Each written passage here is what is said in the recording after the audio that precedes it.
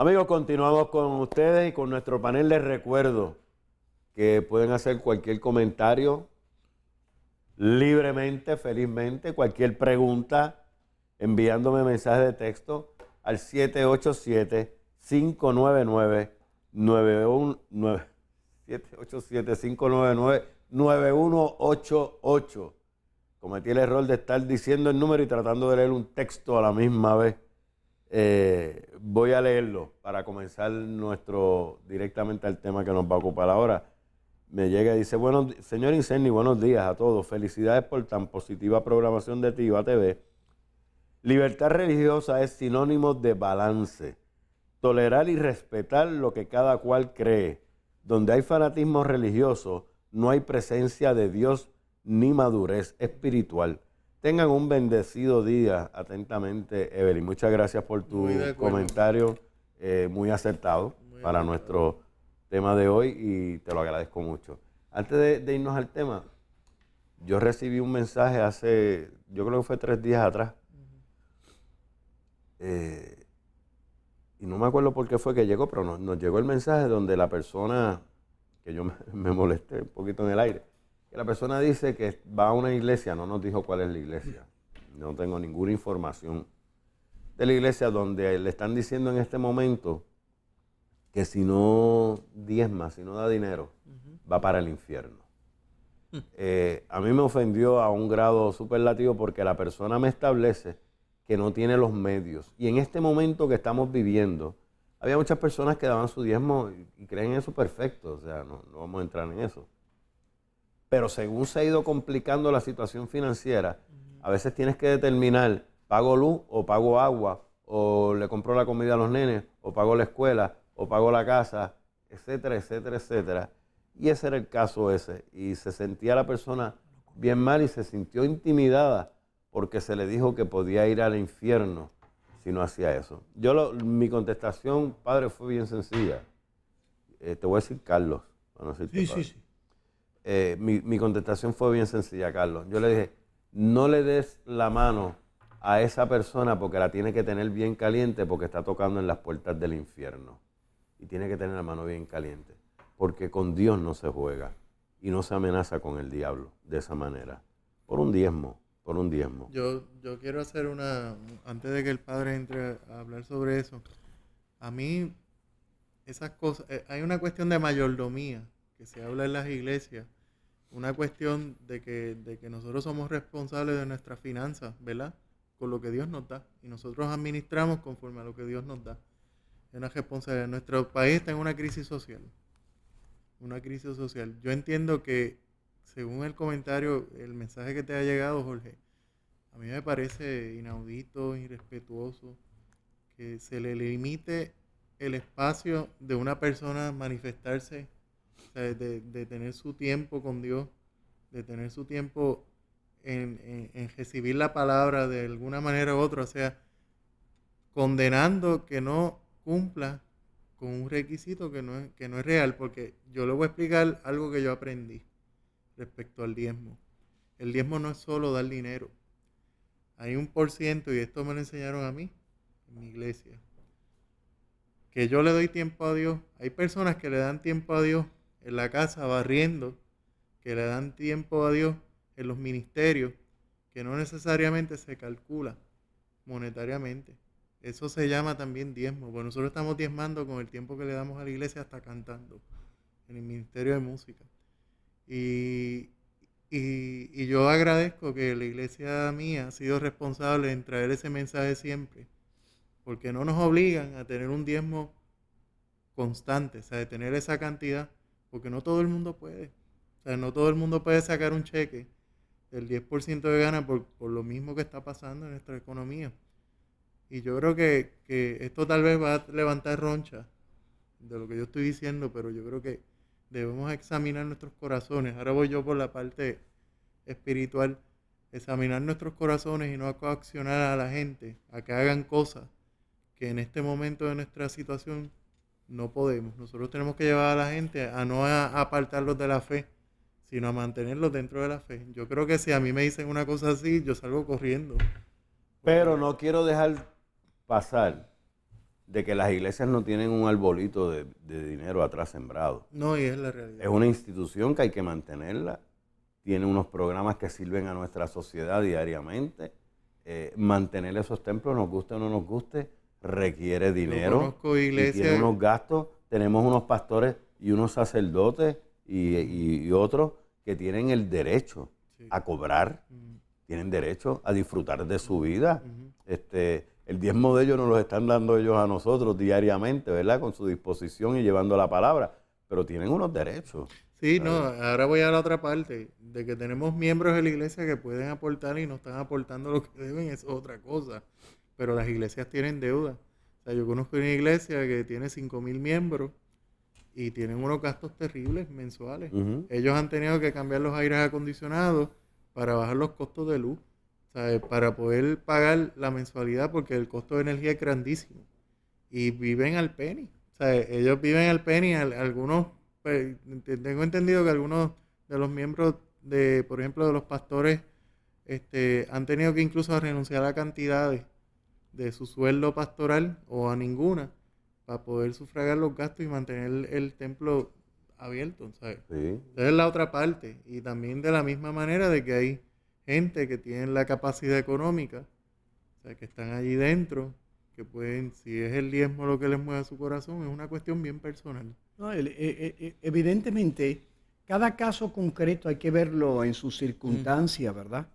Evidentemente, las iglesias, vuelvo a insistir, han desarrollado, sobre todo las iglesias históricas, han desarrollado mecanismos para que ese tipo de abuso no se dé al interno de la institución eclesial.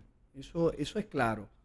Evidentemente, hay iglesias independientes legítimamente que, tú lo has dicho claramente, los fieles cada vez más desarrollan un sentido crítico y cuando hay situaciones en las iglesias independientes, pues las personas, si se sienten de que no le ayuda al desarrollo de su relación con Jesucristo, pues como tú dices, pues me voy. Evidentemente cada caso tiene su situación concreta, pero hay algo que sí, claro, cuando la persona ella decía que hay que oponerse a todo tipo de fanatismo religioso. Eso es como el Día de las Madres. O sea, evidentemente nadie se opone al Día de las Madres, nadie se opone a esa expresión general. Lo que pasa es que en Puerto Rico, esa expresión, sobre todo en estas batallas de estos 3 años, ha significado de que para algunas personas minoritarias, no para la mayoría silente de este país, las posturas que han tomado los creyentes sobre temas fundamentales en los que estamos implicados todos, la institución del matrimonio, la institución de la familia fundamentada en el matrimonio entre un hombre y una mujer, la institución de la adopción, el respeto a la diversidad religiosa en el contexto laboral, etc. Algunos han querido un poco como quitarle legitimidad a nuestros debates y defensas, aduciendo que ustedes son unos fanáticos. Esas palabras generales, uno tiene que concretarla. ¿A qué fanatismo se refiere? Porque evidentemente yo soy fanático que me opondré fanáticamente al atropello de los judíos en los campos de concentración. Yo soy fanático que me opondré fanáticamente al atropello de un emigrante, presentando que la movilidad internacional es una especie de privilegio y no un derecho. Yo soy fanático y me opondré fanáticamente a que a los niños se le niegue el derecho, fíjense lo que yo hablo, no hablo de un privilegio, el derecho a tener un papá y una mamá. Si fanatismo significa la defensa apasionada hasta el derramamiento de sangre de estos valores queridos por Dios desde el principio, ahí somos fanáticos. Ahora, si fanatismo es ISIS, como por ejemplo el senador Pereira, en medio de las batallas contra la marihuana, que se opone todos los estamentos, por decir así, de salubridad de Puerto Rico, colegio de médicos, colegio de psiquiatras, colegio de farmacéuticos, hasta los naturópatas, se oponen a esta propuesta desequilibrada por parte de algunos desde la legislatura y ahora desde el Departamento de Salud.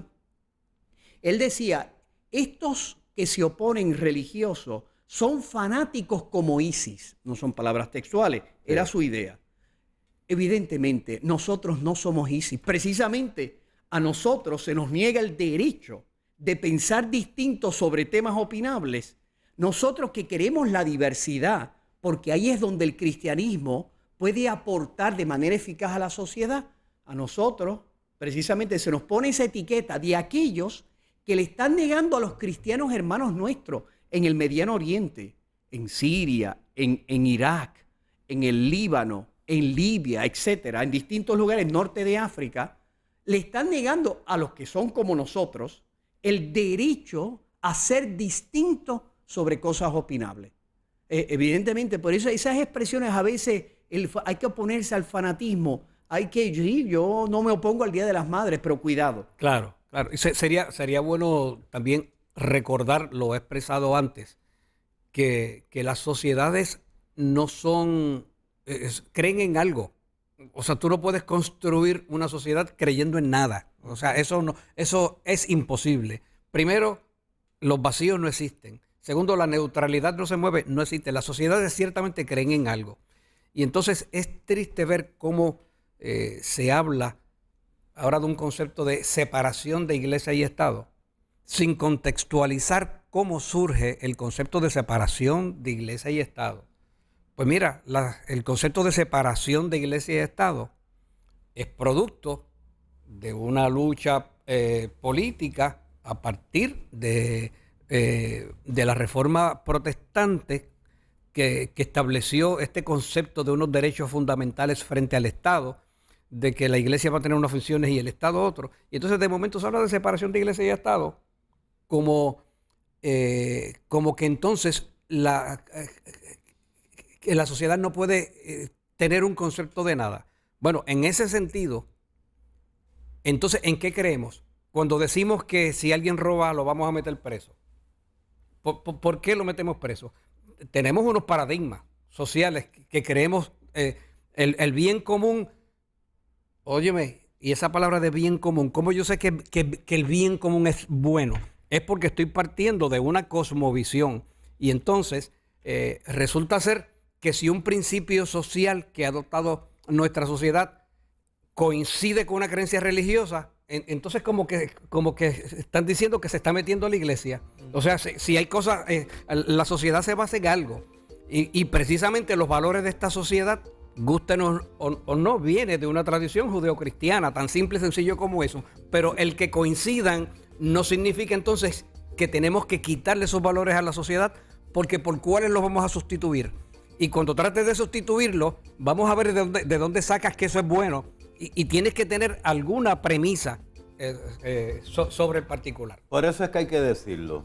Hay que decirlo como es, hay que ser honesto y hablar con las manos limpias, no solamente proclamarlo, sino tenerlas limpias. Quiero antes de ir a la pausa, una amistosa y familiar bienvenida al hermano y abogado Carlos Pérez. Ativa, abrazos a todo el panel de parte del doctor Norman González Chacón. Gracias. Muchas gracias, doctor. El doctor siempre nos ve, se levanta bien tempranito, no se pierde ni uno, y aunque no esté sentado aquí, su presencia aquí está siempre. Gracias, Norman. Vamos a una pausa, amigos. He recibido, usted no tiene la idea, la cantidad de mensajes que estoy recibiendo sobre el diezmo. Bien interesantes los mensajes. Vamos a una pausa, regresamos con ustedes en breve.